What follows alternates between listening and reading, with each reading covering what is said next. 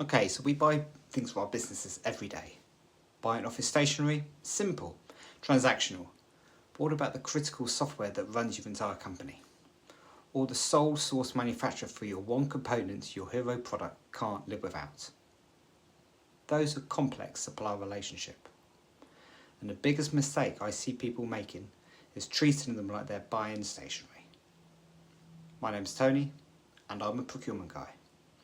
And I've learned that in a complex partnership, your contract is not the tool you think it is.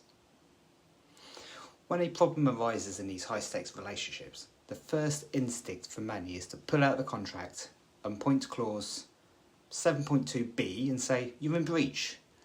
We treat the contract like a weapon to win an argument. But in a complex relationship, winning an argument can mean losing the war. So here's a better way to think about it. In a complex partnership, the contract isn't your weapon. It's really just a map. The real work is the climb.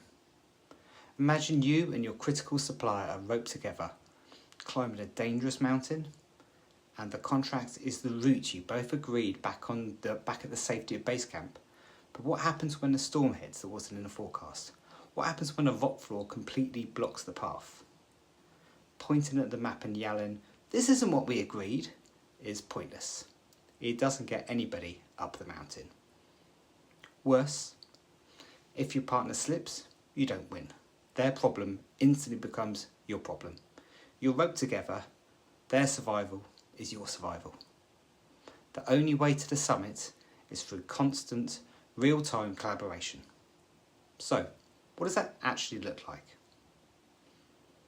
First, it means radical transparency. It's picking up the phone to say, we're seeing a potential issue on our end that might impact you, instead of waiting it to become a crisis. It's sharing data that you used to guard jealously.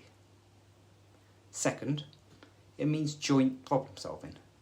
When a problem hits, the first meeting isn't about blame. It's an us versus the problem workshop. It's your best engineers and their best engineers in the same room whiteboarding the solution together. And finally, it means shared goals. It's moving beyond just the price and delivery KPIs. It's having executives from both companies on a steering committee asking the question, what can we build together this year that neither of us could build alone? So, take a look at your most critical supplier relationship. Are you treating them like a simple transaction, ready to put out the contract at the first time of trouble? Or are you treating them like a climbing partner, ready to face the mountain together?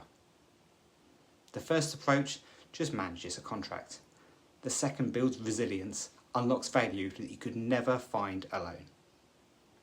Hope you found this useful. If you did, please give it a like, subscribe and comment. Thanks.